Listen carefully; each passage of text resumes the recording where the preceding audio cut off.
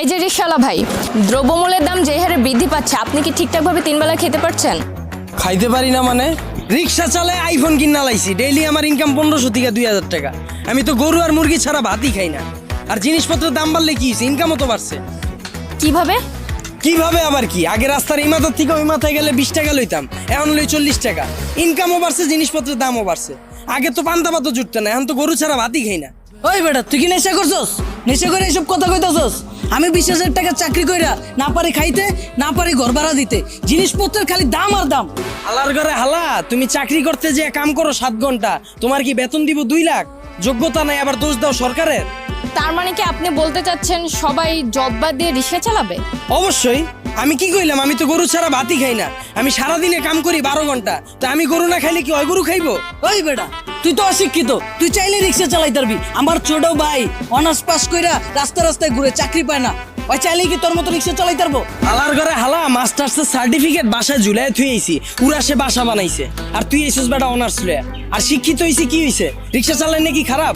আর শিক্ষিত হইছি দেখে কি আমি রিক্সা চালাইতে পারবো না? বাবু মাইনছে কি কইবো? ওই বেটা, তোরে কি মাইনছে বাদ দিয়া যায়?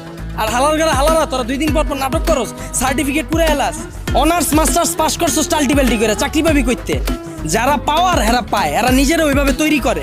তোরা 10 লাখ বেকার ঘুরস কি লিগা? সরকারের দোষ দাস কি লিগা? তোরা যখন বুঝছস যে তগরে দিয়া পড়ালে হইব না, করতে গেছস কে জোর কইরা? ও বুঝছি, সার্টিফিকেটের লেগা না? বিয়ার সময় যেন কইতে পারো যে আমি গ্রাজুয়েট, আমি ইঞ্জিনিয়ার, আমি শিক্ষিত।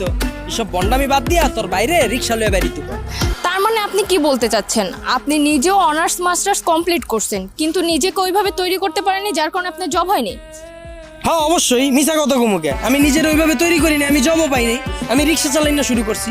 আর এই যে 10 লাখ বেকার ঘুরতেছে, একটাও কি বুকে হাত দিয়ে কইতে পারবো নিজে সর্বোচ্চ চেষ্টা করছে?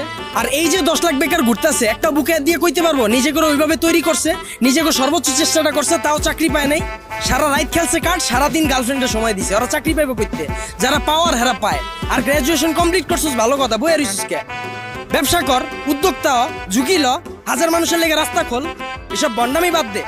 আপনি খুবই গুরুত্বপূর্ণ বিষয় তুলে ধরেছেন, কিন্তু বাংলাদেশের মতো এরকম গরিব দেশে দ্রব্যমূল্যের দাম বাড়াটা কি স্বাভাবিক? ভাই খারান, এই দেশ গরিব দেশ কেটা কইছে আপনারে?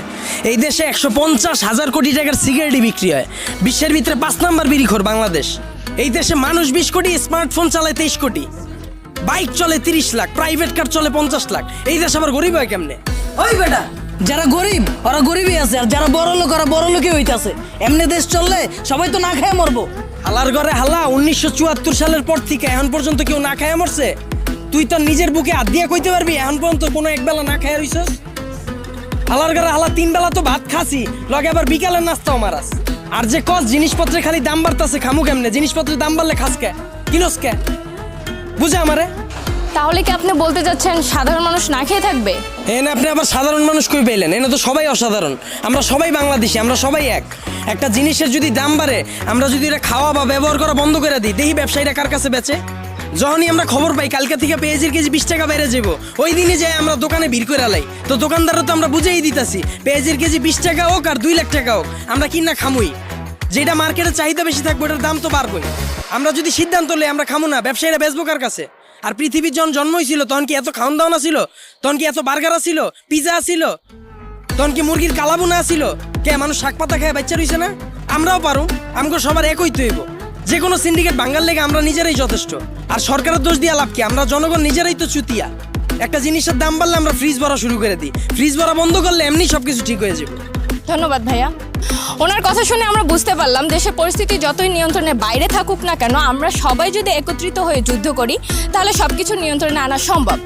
দেশের সাধারণ জনগণ ও বেকার যুবকদের চিন্তাধারা যদি আমরা পরিবর্তন করতে পারি তাহলে আমরা খুব সুন্দরভাবে সামনে এগোতে পারবো।